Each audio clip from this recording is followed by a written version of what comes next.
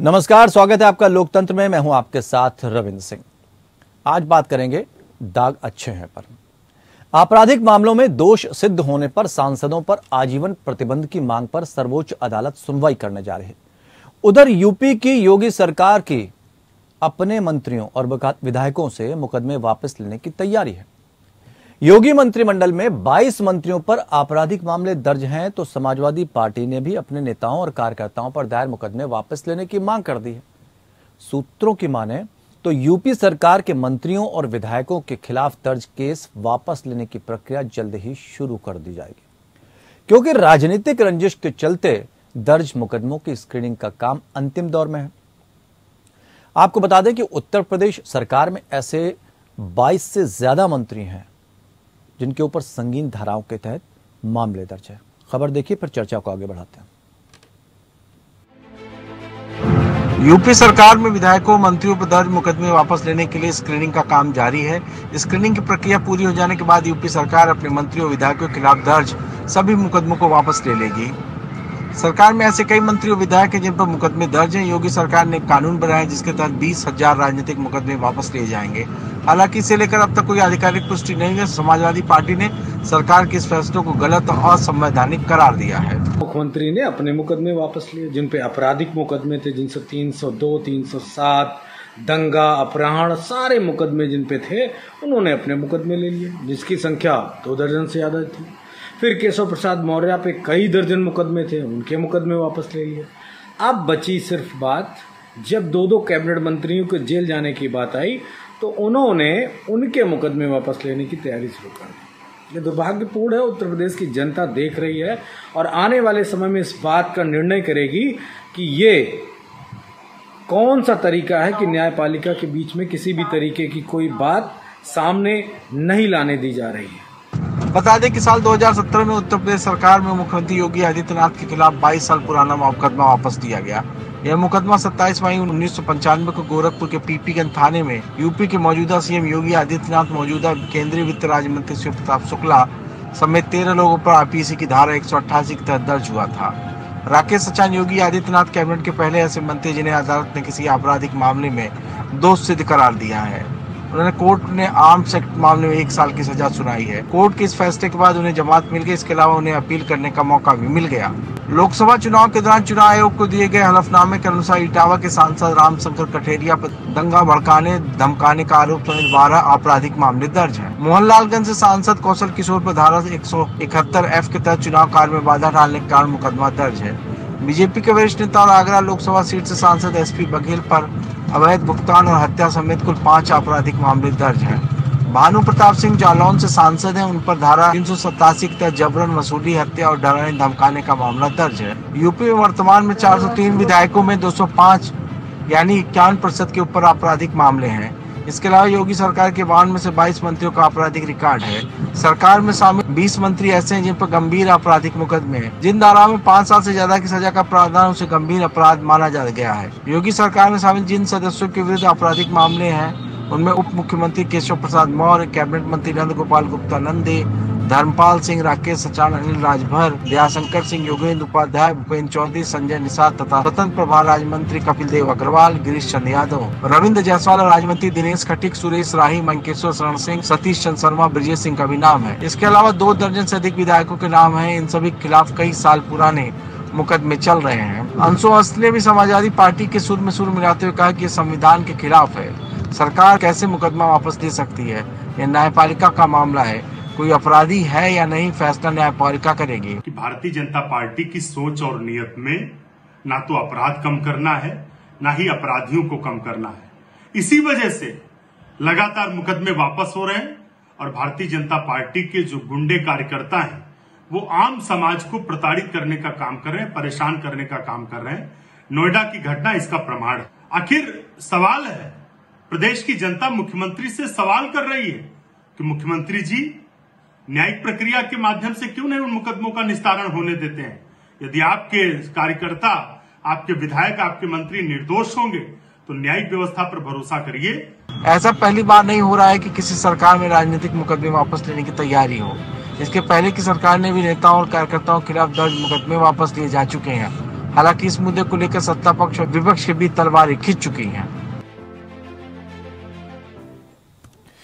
आखिर चल क्या रहा है, इसको समझना जरूरी है। क्या अब सरकारें तय करेंगी कि किस पर मामला दर्ज होगा, किस पर नहीं होगा? 4 खास मेहमान हमारे साथ इस चर्चा में शामिल हैं, जिनसे हम समझने की कोशिश करेंगे कि दरअसल न्यायपालिका की जो ताकत है वो न्याय करना है, लेकिन अगर सरकारें वो काम करने लगीं तो फिर क्या न्याय हो सकेगा, या फिर हो सकता है कि हम शायद समझ नहीं पा रहे हैं उन चीजों को। डॉक्टर सुधा मिश्रा, प्रवक्ता कांग्रेस, हमारे साथ जुड़ी हैं। शबनम पांडे, भारतीय जनता पार्टी की तरफ से अपनी बात रखेंगे, भारतीय जनता पार्टी की प्रवक्ता हैं आप। कपिल श्रीवास्तव, समाजवादी पार्टी की तरफ से जुड़े हैं, प्रवक्ता हैं समाजवादी पार्टी के। और डॉक्टर प्रदीप शर्मा, वरिष्ठ अधिवक्ता हैं सुप्रीम कोर्ट के। आप चारों मेहमानों का बहुत बहुत स्वागत है सर। और सबसे पहले शबनम पांडे जी, जिस तरह की खबरें आई, जिस तरह की चीजें, और आपने खबर सुनी भी, पूरा पैकेज हमने चलाया यहां पर, क्या ये माना जाए कि अब ये सरकारें तय करेंगी कि किसको अपराधी घोषित किया जाए, किसको नहीं घोषित किया जाए? न्यायपालिका का अधिकार क्या सरकारें अपने हाथों में लेने की कोशिश कर रही हैं? इसके तहत ये समझा जाए। रविंद्र जी, देखिए, न्यायपालिका सर्वोच्च स्थान है हमारे लोकतंत्र में, और आपराधिक मामले न्यायपालिका ही तय करती है। लेकिन सरकारों को ये अधिकार है कि अगर कोई इस तरीके के मामले हैं जिनको सरकार समझती है कि राजनीतिक रंजिश के तहत उसको दिया गया, और उन मामलों को वो चाहती है कि उसका निपटारा जल्द से जल्द हो, तो वो उसी राज्य के हाई कोर्ट में अपने पक्ष को रखती है, और फिर हाई कोर्ट पूरी तहकीकात करके उस मामले को रफा दफा करती है। इसमें सीधे तौर पे सरकार नहीं करती, और ये कोई भारतीय जनता पार्टी की सरकार पहली बार नहीं कर रही है। इससे पहले भी जितनी भी सरकारें आई हैं उन्होंने किया, और इस बात को आप समझ सकते हैं कि सबसे ज्यादा वक्त तक जिन पार्टियों ने देश में राज किया है उन्होंने तमाम हथकंडे अपनाकर, चाहे देश हो या राज्य हो, उन्होंने तमाम राजनीतिक रंजिश के तहत विधायक और सांसदों या राजनीतिक कार्यकर्ताओं पे मुकदमे दायर किए हैं। लेकिन इसमें कहा जा रहा है कि स्क्रीनिंग चल रही है, देखा जाएगा किस पे संगीन मामले हैं, किस पे नहीं है, झूठे मामले दर्ज कराए गए तो इसको हटा देंगे। तो स्क्रीनिंग का ये मापदंड क्या है, कैसे स्क्रीनिंग हो रही है, किस तरह से? देखिए, ये सरकारें जब भेजती है तो हाई कोर्ट इसकी स्क्रीनिंग करती है। हाई कोर्ट देखता है कि कौन से संगीन जुर्म है।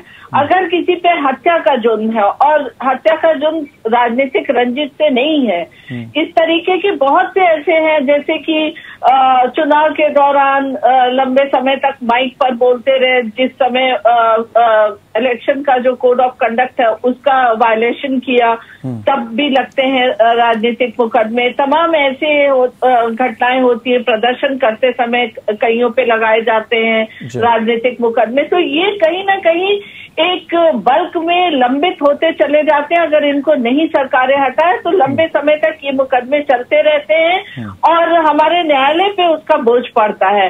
तो हर सरकार आती है, कुछ न कुछ ऐसे मुकदमे होते हैं जिनको वो उस राज्य के हाई कोर्ट में भेजती है, और उस राज्य का हाई कोर्ट उस पर निर्णय लेता है और उनको वापस किया जाता है। चलिए, कितना सहमत है डॉक्टर सुधा मिश्रा, कितना सहमत है आप शबनम जी की बातों?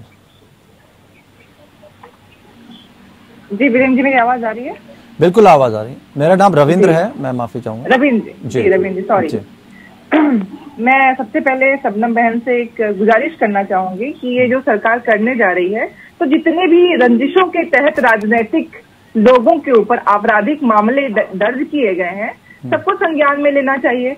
आप सरकार में इतना अच्छा काम करने जा रहे हैं, तो जितनी उत्तर प्रदेश की राजनीतिक पार्टियां हैं, और चूंकि रंजिश के तहत कार्य हुआ है, आपराधिक मामले इसलिए तय किए गए हैं क्योंकि आपने कहा कि रंजिश वश होते हैं, तो ऐसा तो है नहीं कि भाजपा से सबकी रंजिश है।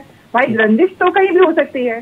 तो अगर ये स्क्रीनिंग हो रही है तो मैं गुजारिश करना चाहूंगी शबनम बहन के माध्यम से कि जितने भी आपराधिक मामले, जितने भी मंत्रियों के ऊपर, हो सकता है कि हमारे कुछ मुख्यमंत्रियों के ऊपर, जिनके ऊपर जितने भी आपराधिक मामले हैं, उसकी जो स्क्रीनिंग हो रही है उसमें सभी राजनीतिक दलों के लोगों को शामिल कर लिया जाए, तो हाईकोर्ट का जो काम है आसान हो जाएगा। क्योंकि वो रंजिशों के तहत जितने भी आपराधिक मामले दर्ज किए गए हैं, क्योंकि हमारे वरिष्ठ अधिवक्ता जी बैठे हुए हैं। लेकिन शबनम ने एक बात और भी कही जी कि जितनी सरकारें आई हैं हमने कोई नया काम नहीं किया, जितनी सरकारें आई हैं सबने ऐसा काम किया।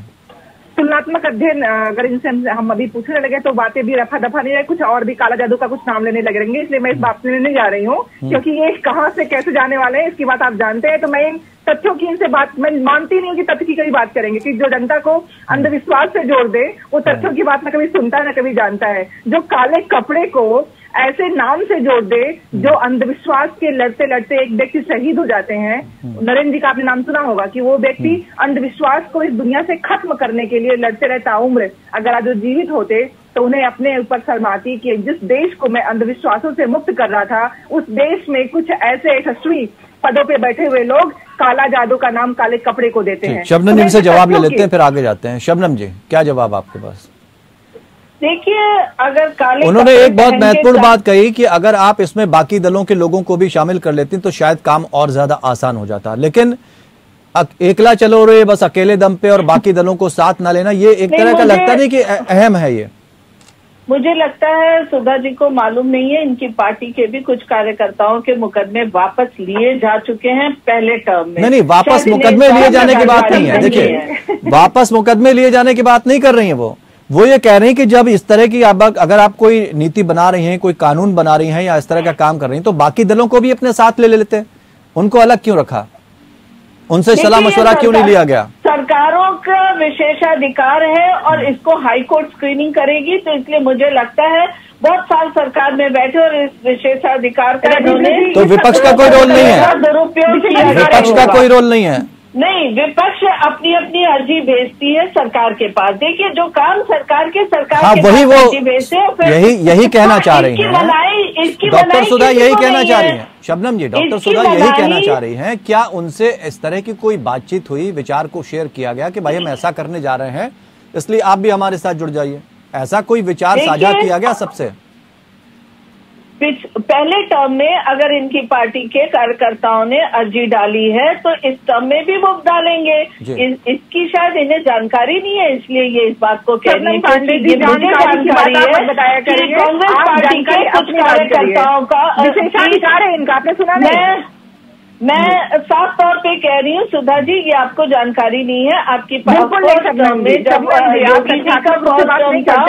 आप किसी के ज्ञान और विज्ञान पे मत जाइए, तथ्यात्मक रूप से साबित करके मैं गलत हूँ। भाई जो तथ्य है वो सामने रख रही हूँ, सुनिए, जो तथ्य है सामने रख रही हूँ, आप अपनी पार्टी में जाके इसकी जानकारी ले लीजिए। मैं तथ्यों के आधार पर कह रही हूँ, आप अपने विशेषाधिकार का प्रयोग करके बता देना हमको, हम तो बैठे हुए सुनने के लिए। बता दीजिए उनको। भाई सुधा जी, जब बता रही हो आप सुनने को तैयार नहीं तो कौन सा? नहीं, वो सुन रही हैं, बाकी लोग भी सुन रहे हैं, हमारे साथ कानून के जानकार भी जुड़े हुए हैं, उनसे भी हम बाकी अगर कुछ कमी होगी इधर उधर तो हम पूछ लेंगे उनसे। देखिए रविंद्र जी, मैंने साफ तौर पे कहा कि पिछले टर्म में माननीय योगी आदित्यनाथ जी के कांग्रेस पार्टी के कुछ कार्यकर्ताओं ने अर्जी डाली थी, उनका वापस भी हुआ है। शायद इनको जानकारी नहीं है, मुझे जानकारी है इस बात की। बताइए, मैं टीवी पे नाम नहीं बता सकती, तो हो सकता है पब्लिक डोमेन में हर चीज नहीं डाला जा सकता, इसकी जानकारी होनी चाहिए। यही बात मेरे पे लागू होती है, तो आप मुझे करें मुझे पता नहीं है, और जब मैं आपसे पूछ रही हूँ कि आप कह नहीं सकती हैं, कम से कम आपने यही कहा कि आप सहयोग, मैंने आपसे गुजारिश की इस बार के लिए, इस बात के लिए गुजारिश की, इस बार भी करिए। तो आप कह रहे हो कि आपको जानकारी नहीं है, तो जानकारी के लिए अगर आपको पता है कि आप नहीं बोल सकती हैं तो किसी पार्टी का प्रवक्ता नहीं बोल सकता है, कि आपको पता होना चाहिए। आपने तो यही बताया कि हमारे कार्यकर्ताओं का वापस लिया गया, आपने तो इन तथ्यों को छिपाया, मैंने तथ्यों को सामने रखा। तथ्यों को छुपा नहीं रहे आप लोग, विशेषाधिकार का प्रयोग कर रहे हैं, वही मैं उद्घाटित करना चाह रही हूँ। चलिए हम इस पर भी आगे बढ़ेंगे, लेकिन कपिल जी, सुधा जी, शबनम जी एक मिनट, शबनम जी, सुधा जी एक मिनट, सुधा जी तथ्यों को छिपा रही थी। सुधा जी, बाकी वक्ताओं को भी टाइम दें, सुधा जी बाकी वक्ताओं का भी टाइम दें। कपिश श्रीवास्तव जी की भी हम राय ले लेते हैं।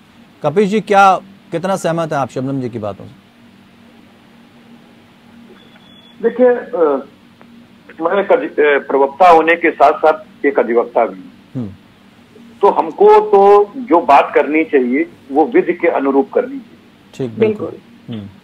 और मैं बहुत स्पष्ट सी बात कहता हूं कि देखिए, सीआरपीसी की धारा 321 ये लोक अभियोजक या सह अभियोजक को मुकदमे उठाने का अधिकार देती थी, लेकिन 1991 में उत्तर प्रदेश एक्ट 18 नंबर 18 के तहत जो है संशोधन हुआ और अब जो है बिना न्यायालय के अनुमति के कोई मुकदमे नहीं उठाए जाते। एक बात, मैं यहाँ पे कोई पार्टी का पक्ष नहीं प्रस्तुत कर रहा हूँ, मैं इसलिए कह रहा हूं कि विधि को कम से कम विधि की तरीके से एक्सरसाइज होना चाहिए और डिस्कशन एक हेल्दी होना चाहिए, क्योंकि इसमें हमारे लोकतंत्र का नींव टिकता है।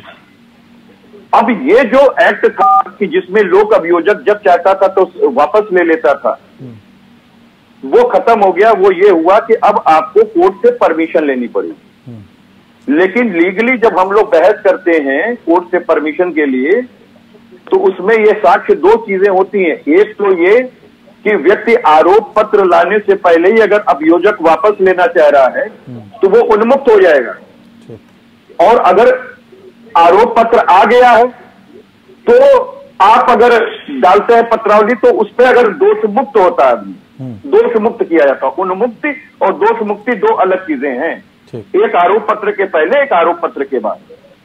अब जब आरोप पत्र के पहले ही आपने कह दिया तो आप तो अंतिम रिपोर्ट लगा देंगे, वो वहीं से समाप्त हो जाता है। जो 161 के बाद आप कलेक्ट करते हुए आते हैं, रोजनामचा का पर्चा कटता है और जाता है, अंत में आप दिखा देते हैं कि साहब ये नहीं हो पाए।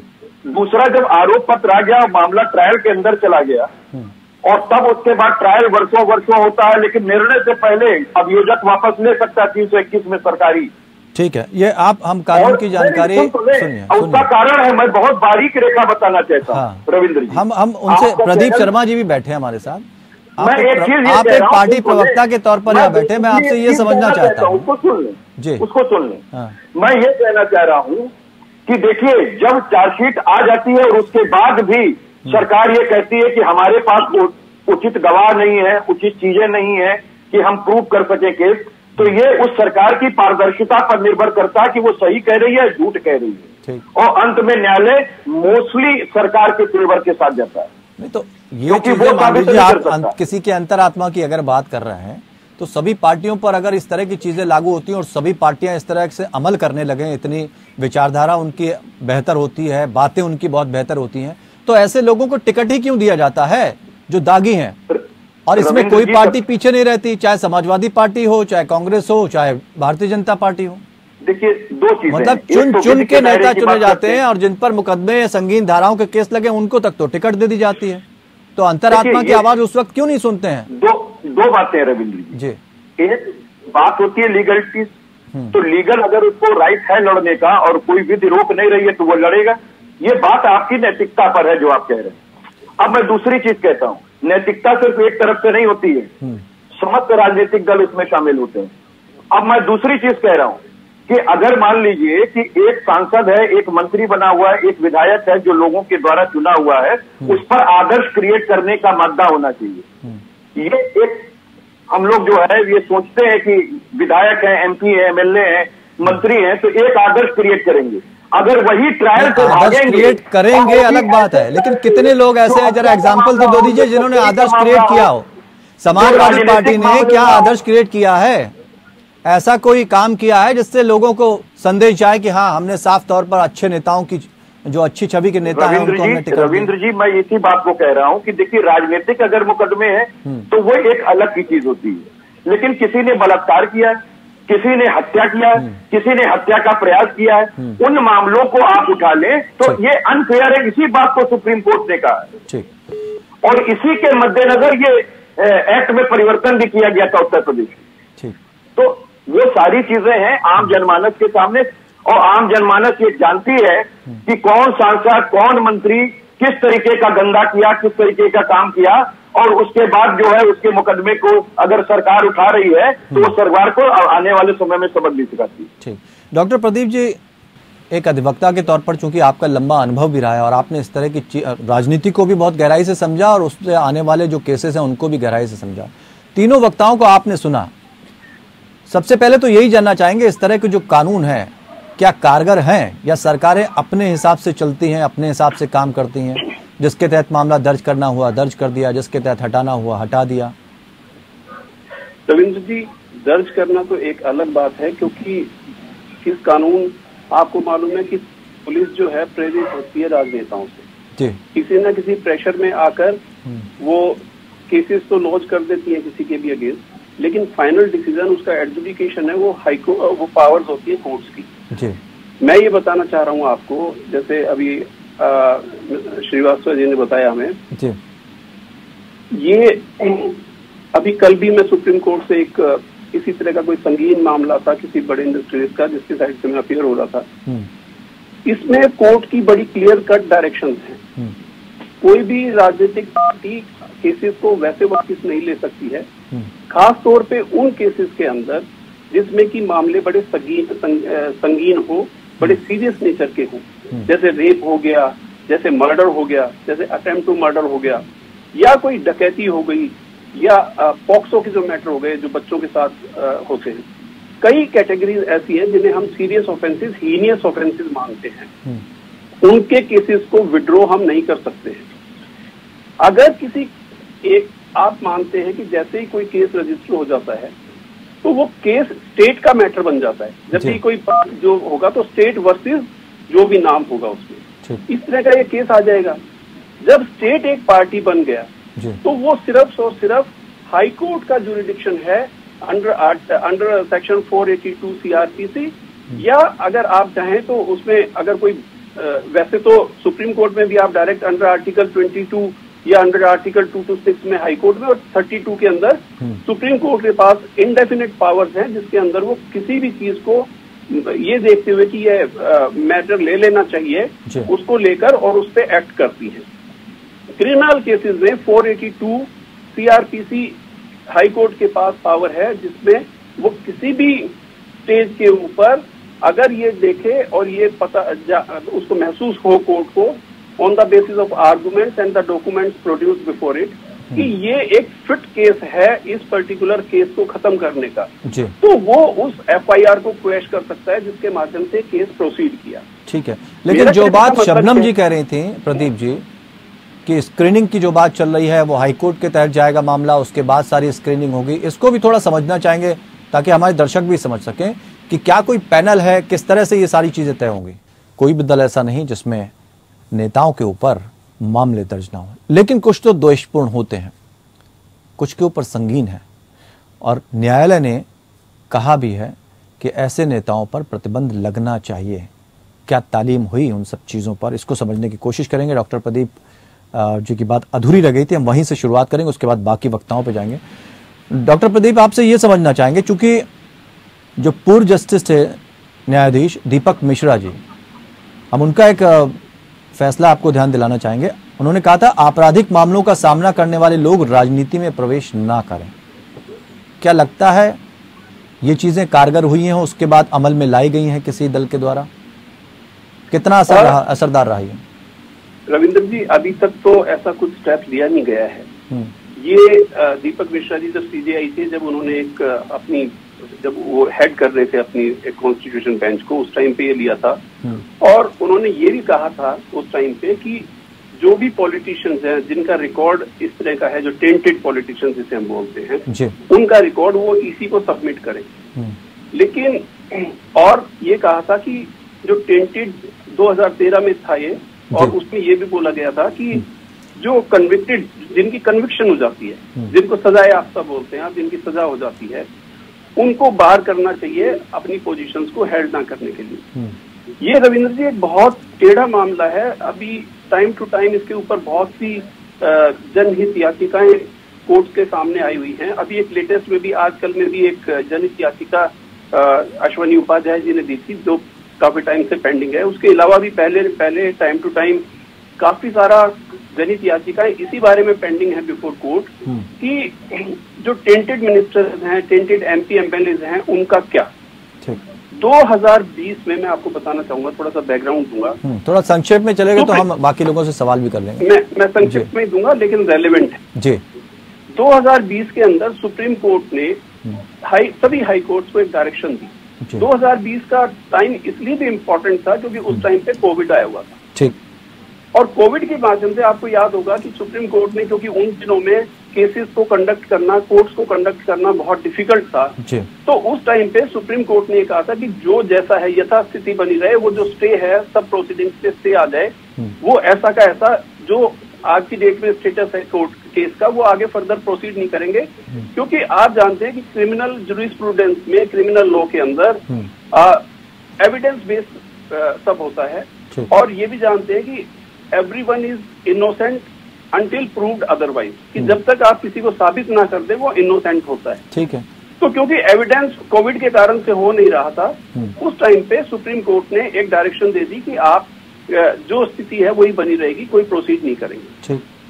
उस टाइम की जो, लेकिन साथ साथ जब ये देखा कि मैं आपको बताऊं कि ये लगभग 4,450 MP MLA ऐसे हैं जिनके ऊपर आपराधिक मामले चल रहे हैं, और उनमें से लगभग 2500-2600 के आसपास ऐसे हैं जो अंडर ट्रायल हैं, जिनको कन्विक्शन हो गई है और जो कोर्ट के अंदर पेंडिंग है।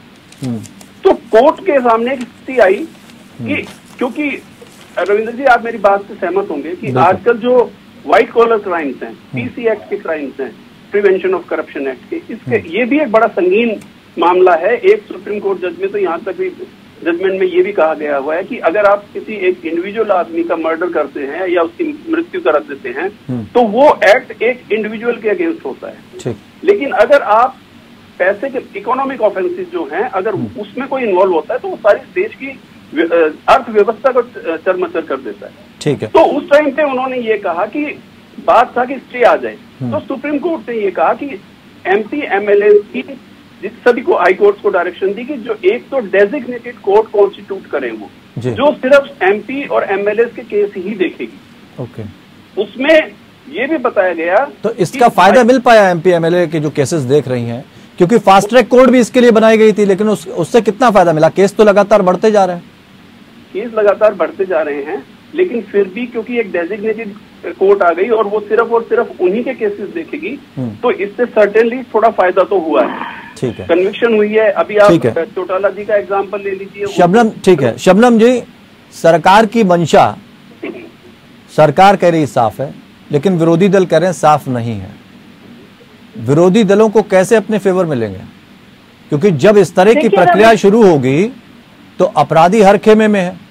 अगर सही कार्रवाई होगी तो कुछ ना कुछ निचोड़ निकल कर आएगा, बाकी दल भी आपके साथ रहेंगे कि कम से कम चलिए सही कार्रवाई हो रही है। आपके नेता भी जो दागी हैं, जिन पर गंभीर आरोप लगे हैं और वो निर्दोष हैं, और उनके नेता भी, तो अगर सही कार्रवाई होती तो वो दल क्यों नहीं आपके साथ आएंगे? पर ऐसा क्यों नहीं कर पा रहे आप? सबसे पहली बात कि जब यहाँ पे डिबेट शुरू हुआ तो जो कपिल जी ने बोला और जो हमारे वरिष्ठ अधिवक्ता ने बोला कि राज्य के न्यायालय ही इन केसेस को देखे, ठीक यही बात मैंने भी बोला, पर इससे एक पार्टी की नेता जो है वो सहमत नहीं थी। उन्हें लग रहा था सब कुछ सरकार देखती है, निर्णय न्यायालय को लेना होता है। किन पार्टियों से हुई बातचीत? जैसे इन्होंने कहा कि CRPC के सेक्शन 482 किन पार्टियों से हुई बातचीत शबनम जी? नहीं, अभी डिबेट की मैं बात कर रही हूँ। सभी पार्टी के जो भी ऐसे जिन पे मामले हैं वो अपने एप्लीकेशन डाल सकते हैं अपने केसेस को वापस लेने के लिए। इसके लिए किसी भी पार्टी को बंदिश नहीं है, वो सरकार के पास एप्लीकेशन दे सकते हैं और ये खुले मंच से इन बातों को बताया जाता है और सभी पार्टी जानते हैं। और मैं तो आपको बता रही हूँ कि मुझे कुछ लोगों लेकिन शबनम जी, जिस तरह से जब लोगों पे मुकदमे लगते हैं या किसी केस में पाए जाते हैं, उसके बाद जिस तरह से बचाने की कोशिश होती है दागी नेताओं की, वो सबने देखा। किसान आंदोलन के समय भी देखा है और बहुत सारी चीजें उसके बाद भी देखी गई। देखिए, दागी नेताओं को बचाना, दागी नेताओं का चुनाव में खड़ा होना, दागी नेताओं का चुनाव जीत के आ जाना, निश्चित तौर पे ये अहम मुद्दा है और ये किसी एक पार्टी का मुद्दा नहीं है। इसीलिए चुनाव आयोग ने, आपने सुना होगा पिछले चुनाव से, चुनाव यही तो जानना चाह रहे हैं, पारदर्शिता कैसे आएगी? जो भी पार्टी सत्ता में आएगी वो अगर अपने दागी नेताओं को बचाने की कोशिश करेंगी तो लोगों तक न्याय कैसे पहुंच पाएगा? लोगों को कैसे न्याय मिलेगा? रविंद्र जी, इसी बात को मैं बता रही हूँ कि चुनाव आयोग ने सभी कंटेस्टेंट को ये कहा था कि उनपे जो भी आपराधिक मामले हैं उनको इश्तिहार देके 3 या 5 बार, मैं टाइम्स बोल रही हूँ कितनी बार, उन्हें अखबारों में या इलेक्ट्रॉनिक मीडिया में बताना होगा कि उनपे ये मामले चल रहे हैं, ताकि जनता समझ सके कि ये आपराधिक छवि के प्रत्याशी हैं और जनता इस पर निर्णय ले। और अभी अश्विनी उपाध्याय जी ने PIL जो दायर किया, उसमें भी उन्होंने यही बात किया कि आपराधिक छवि के कोई भी ऐसे सांसद या विधायक या जो भी जनप्रतिनिधि है जिन पर ये सिद्ध हो जाता है कि उन्होंने अपराध किया है, तो उन्हें दोबारा जिस तरीके से नौकरी में सिद्ध होने के बाद अगर दंडात्मक कार्रवाई कानून की जरूरत है इस पे? निश्चित तौर पे मैं समझती हूँ कि कानून की जरूरत है इस पर, क्योंकि ये पार्टी लाइन से सभी पार्टियों के साथ इस तरीके की बातें होती हैं कि आपराधिक छवि के लोग हर पार्टी में है, मैं इससे इनकार नहीं करती। लेकिन कानून, चुनाव आयोग ने सख्ती दिखाई, लेकिन उसके बावजूद मुझे लगता है चुनाव आयोग की सख्ती के बावजूद फर्क नहीं पड़ता है, क्योंकि हर पार्टी को एक विनेबल कैंडिडेट चाहिए होता है। चुनाव आयोग पर भी कई बार क्वेश्चन मार्क लग गया, ऐसा नहीं है कि चुनाव आयोग ने बिल्कुल स्पष्ट तरीके से काम किया, कई बार विरोधी दलों ने उंगली उठा दी थी। रविंद्र जी, किसी एक पार्टी को हम आरोप नहीं लगा सकते, इस मामले में सभी पार्टियों पे, क्योंकि अब तक अगर चुनाव आयोग पारदर्शिता अपनाता तो अभी हाल में सुप्रीम कोर्ट ने जिस तरह से कहा कि कोई कार्रवाई ना किया जाए जो महाराष्ट्र सरकार वाले केस में, उसके लिए चुनाव आयोग को रोका है, तो कहीं ना कहीं कुछ ना कुछ तो दाल में काला होता है, जिस वजह से सुप्रीम कोर्ट को दखल देना पड़ता है। देखिए, बहुत से ऐसे मामले आए हैं अब से लेके, देखिए आपको मैं एक बताना चाहती हूँ, नरेंद्र मोदी जी जो आज हमारे प्रधानमंत्री हैं, उनपे किस तरीके के आरोप लगाए, किस तरीके से उनकी छवि खराब की गई, तो ये राजनीतिक रंजिश के तहत की गई थी और सुप्रीम कोर्ट आते आते सारे मामले ध्वस्त हो गए। तो ये तो राजनीतिक रंजिश के मामले, कानून ऐसा आना चाहिए जिससे जो दागी नेता है वो सत्ता में ना आ सके।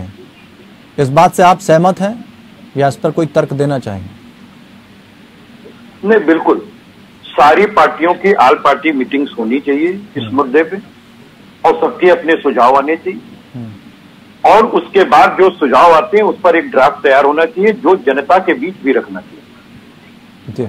मेरा अपना ये मानना है कि जो संज्ञेय मामले हैं, अजमानती हैं और ट्रायल बाय सेशन कोर्ट, ऐसे गंभीर प्रकृति के मामलों में किसी भी प्रकार से लोग मुकदमा ना उठा सके, इसके लिए कानून बनना चाहिए। लेकिन जिस तरह से आजम खान साहब को बचाया जा रहा था, आपके कुछ और मंत्री उनको बचाया जा रहा था, विधायक हैं उनको बचाया जा रहा था, तो ये कहीं ना सवाल खड़े करते हैं कि भाई आखिर क्या वजह है जो आप अपने नेताओं को बचाने की कोशिश? कहाँ बचाया जा रहा है रविंद्र भाई? देखिए, जब कोई मुकदमा होता है और व्यक्ति अभियुक्त होता है तो उसको आप बचा ही नहीं सकते, इसलिए कि वो तो ट्रायल जाएगा माननीय न्यायालय के समक्ष।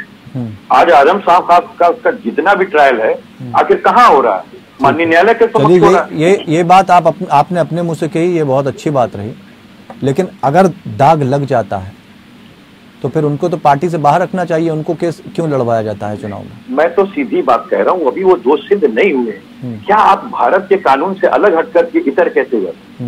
या तो आप पहले कानून बना लें, और नहीं तो फिर आप इतर नहीं जा सकते। ये आपकी या किसी भी पार्टी की मजबूरी। मैं तो बहुत साफ गोई मन से आपके सामने बात करता हूँ। दो चीजें मैं कहना चाहूंगा। देखिए, किस तरीके से अभी जैसे मान लीजिए ये 321 CRPC की ही बात है, सरकार मुकदमा नहीं उठाती है, सरकार लोक अभियोजक नहीं हो सकता, लोक अभियोजक मुकदमा उठाता है। लेकिन हकीकत क्या, तमाम वर्डिक्ट आई हैं हमारे सुप्रीम कोर्ट के ऑनरेबल हमारे वकील साहब बैठे हैं, विद्वान अधिवक्ता, उनके सामने से कई ट्रायल गुजरे होंगे। एक ट्रायल उनके सामने से वो मुरलीधर बनाम आंध्र प्रदेश भी गुजरा होगा, जिसमें दीपक मिश्रा जी का कोटेशन था। लेकिन मैं तो एक चीज को कह रहा हूँ कि देखिए, सरकार की कितनी पारदर्शिता होती है इस पर तमाम चीजें निर्भर करती हैं। मैं क्यों कह रहा हूँ? सर्वोच्च न्यायालय के 4 कॉलोजियम के वरिष्ठ जज, जिसमें कि एक न्यायमूर्ति बने जस्टिस रंजन गोगोई साहब, वो भी अपनी आत्मा की आवाज लेकर के आए, और देश के 70 साल के इतिहास में ये मिसाल कायम हुई थी कि उन 4 कॉलोजियम के जजेस ने कहा कि आज की सरकार से देश के संविधान और लोकतंत्र को खतरा है। ठीक है, मतलब ये कपिल श्रीवास्तव की बात नहीं है। ये बात कई बार उठी, ऐसा नहीं पहली बार उठी, इससे पहले भी उठी। मतलब मोदी सरकार कहीं ना कहीं से ऐसी तानाशाही कर रही है जो पारदर्शी हाथ उनके नहीं है और विपरीत काम कर रहे हैं। ठीक है, यानी कि वो उसका ठीक है। एक छोटा सा ब्रेक हमें यहाँ लेना पड़ रहा है, उसके बाद हम सुधा जी से शुरुआत करेंगे। एक छोटा सा ब्रेक लेंगे। किस तरह के कानून है, अगर दागी मंत्री होते हैं उनको किस तरह से दोषी ठहराया जाता है, या दोषी अगर पाए जाते हैं तो क्या वो राजनीति में आ सकते हैं।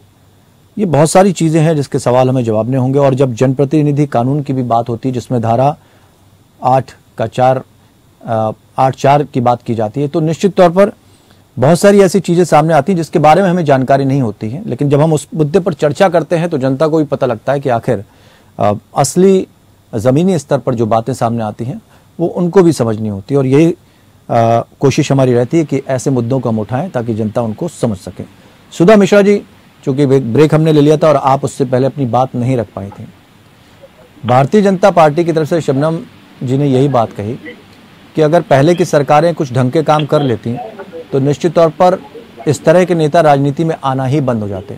लेकिन वो कम से कम इस तरह के काम कर रही है भारतीय जनता पार्टी कि ऐसे कानून भी ला रही है और ऐसे लोगों को, चाहे कितना भी सशक्त, कितना भी बड़ा नेता क्यों ना हो, उसे जेल पहुंचाया जा रहा है। इससे सहमत हैं आप?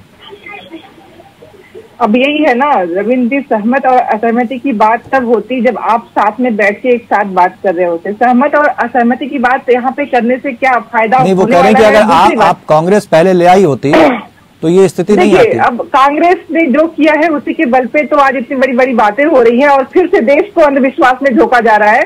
इनकी बातें तो बिल्कुल ना किया जाए, क्योंकि काली टोपी पहन के आरएसएस चलाने वाले लोग काले कपड़ों को काला जादू कह रहे हैं। इनकी क्या बात करें हम? मैं बात करती हूँ जिस कानून को लेकर हम चर्चा कर रहे हैं। आप जानते हैं कि जो बातें हो रही हैं आपकी इस समय योगी सरकार के, जी, योगी सरकार की मंत्रिमंडल में 49% लोग दागी हैं। इस बात को एडीआर की रिपोर्ट ने साबित किया है, कहा है। और उसमें से 22 लोगों पे ऐसे मामले हैं जिन पे जो गंभीर मामले हैं। ये मैं नहीं कह रही हूँ, जो सरकार सर बताएंगे कि जो ये हमारी एडीआर की टीम है उसने ये रिपोर्ट दी है कि इसमें ऐसे लोग हैं। 22 से ज्यादा मंत्री। जी, अब 49% लोग अगर मंत्रिमंडल के ऐसे अपराध में लिप्त हैं, उसके बाद सरकार ऐसा कुछ करने जा रही हो, तो क्या इस पे प्रश्न उठाना आपको लगता नहीं कहीं से गलत या सही के बीच से न होके एकदम उन चीजों पे जाता है कि एडीआर की रिपोर्ट कह रही है? मतलब अगर 49% आपका मंत्रिमंडल, अगर ऐसे लोगों पे सजा होती है तो क्या होगा? आप जानते हैं पूरा आधा मंत्रिमंडल तो आपका वैसा ही है। और आप कह रहे हैं कि चूंकि रंजिश के तहत राजनीतिक रंजिशें होती हैं, और राजनीतिक रंजिशें तो एक पार्टी पे तो होती नहीं है, सब पे होती हैं और सब लोग उसका इस्तेमाल करते हैं। ये बातें वकील साहब, दोनों वकील बैठे हुए हैं, भले वो प्रवक्ता सपा के हो, लेकिन वो जानते हैं, चाहे वो सुदीप शर्मा सर हो, ये बात सब जानते हैं। ठीक है, प्रदीप जी से हम थोड़ा, चूंकि मैं अपनी बात पूरी कर लूं सर, मैं बस एक लाइन और बोलूंगी कि हम जब उचित अनुचित और सही गलत के बीच में उस पैमाने को रखना चाहें जो पैमाना जनता के हित से जुड़ा हो, तब तो लगता है कि आप कुछ अच्छा करना चाहते हैं। लेकिन जब हित आपके ही फायदे का हो, उसमें हित सिर्फ आपका दिख रहा हो, तो कहीं से भी वो निष्पक्षता को दिखाता नहीं है। इसमें संशय इसलिए होता है कि किसने, कभी मुलायम सिंह सरकार में राजबब्बर को किया गया, अखिलेश सरकार में आजम जी को किया, रविया जी को किया गया, ये मुझे पता है। योगी सरकार ने योगी जी ने खुद अपने ऊपर की चार्जेस हटाए, ये सबको मालूम है। लेकिन ये चार्जेस अगर कोई और सरकार हटाती तो समझ में आता कि निष्पक्षता है। लेकिन जो सरकार में है वो अपने, मतलब मैं कुर्सी पे बैठी हूँ और मैं कह रही हूँ कि नहीं मैं तो दोषी नहीं हूँ, तो इस पे कैसे ना संशय हो, कैसे पारदर्शिता कैसे है? ठीक है, प्रदीप जी से हम इस बात का जवाब ले लेते हैं। डॉक्टर प्रदीप ये समझना चाहेंगे, क्योंकि जनप्रतिनिधि कानून की भी कई बार बात होती है, लेकिन अगर आपको याद होगा लिली थॉमस केस बनाम यूनियन ऑफ इंडिया, इसमें तो इस तरह के कानून को, जो सुप्रीम कोर्ट था उसने इस धारा को ही असंवैधानिक करार दिया गया था, तो कैसे समझा जाए इसको? रविंद्र जी, मुझे ये लगता है कि कानून के विभिन्न भाग एक दूसरे को सपोर्ट नहीं कर रहे हैं, एक दूसरे के बल्कि रास्ते में बाधा डाल रहे हैं। जी, एग्जाम्पल के तौर पे अभी जैसे आपने सेक्शन 8 सबसेक्शन 4 की अगर बात करी, रिप्रेजेंटेशन ऑफिसर्स एक्ट की, अभी 1 मिनट पहले ही आपने इसका जिक्र किया। जी, उससे पहले मैं चाहूंगा कि सेक्शन 8 सब सेक्शन 1 की बात कर ले, क्या कहता है जी। वो ये हमारे पास प्रदीप जी केवल 1 से 1.5 मिनट का वक्त है, उसमें मैं चाहूंगा कि आप, क्योंकि दर्शक को पूरी चीज समझ में आ जाए। मेरा कहना ये है रविंद्र जी कि अगर आईपीसी और आरपी एक्ट जो रिप्रेजेंटेशन ऑफ पीपल एक्ट है, ये एक दूसरे की अगर स्ट्रेंथ बन जाए तो मेरे ख्याल में काफी फायदा हो जाएगा। आईपीसी ये कहता है, क्योंकि हम लोग भी जो एमपी एमएलए भी हैं, जो भी हैं, वो बेसिकली पब्लिक सर्वेंट तो हैं, जैसा डिफाइन किया है सेक्शन 2C ऑफ। लेकिन सर दिक्कत ये आती है ना, जब तारीख पे तारीख जाती है तो फिर ये केस लंबा खिंच जाता है। इस तरह की चीजें क्यों होती हैं? अभी तो सुप्रीम कोर्ट की डायरेक्शन आई है, सभी हाई कोर्ट्स को ये कहा गया है कि एक तो स्टे जहां पर भी ग्रांटेड था किसी भी में, अगर वो छह महीने से बियॉन्ड है, 6 महीने हो गए हैं, तो उसमें ये नहीं है कि अगर एक बार कोर्ट ने स्टे ग्रांट कर दिया तो वो फॉर एवर चलता रहेगा। अब उन्होंने कहा है कि 6 महीने के बाद आप उसको रिकंसिडर करेंगे और ये देखेंगे कि किस कारण से स्टे दिया गया है। अगर आपको रीजनेबल और लीगल, यानी कानूनों में भी सुधार की जरूरत है अभी बहुत ज्यादा। चलिए, बहुत बहुत शुक्रिया। वक्त इतना ही था हमारे पास। बहुत बहुत शुक्रिया आप सभी खास मेहमानों को हमारे साथ चर्चा में शामिल होने के लिए। कानूनों में भी सुधार की जरूरत है, क्योंकि कभी कभी एक कानून दूसरे कानून के आड़े आ जाता है, जिससे मुश्किलात पैदा हो जाती हैं। तो कानून में भी सुधार की जरूरत है, नीति और नियत में भी सुधार की जरूरत है, और जनता को भी ये समझना है कि ऐसे लोगों को कतई वोट ना दें जिनके ऊपर संगीन धाराओं में मामले दर्ज हैं। एक्सेप्शनल केस हो सकते हैं कहीं भी, लेकिन तमाम चीजों को सोचना होगा। हालांकि न्यायपालिका लोकतंत्र में अहम भूमिका निभाती है, और हमारे देश को पूरा भरोसा है कि न्यायपालिका जब भी न्याय करती है तो उसमें जनता का हित छिपा होता है। और भी तमाम बड़े मुद्दों पर हम चर्चा करेंगे, हाजिर होंगे। फिलहाल लोकतंत्र में इतना ही। मुझे दीजिए इजाजत। नमस्कार।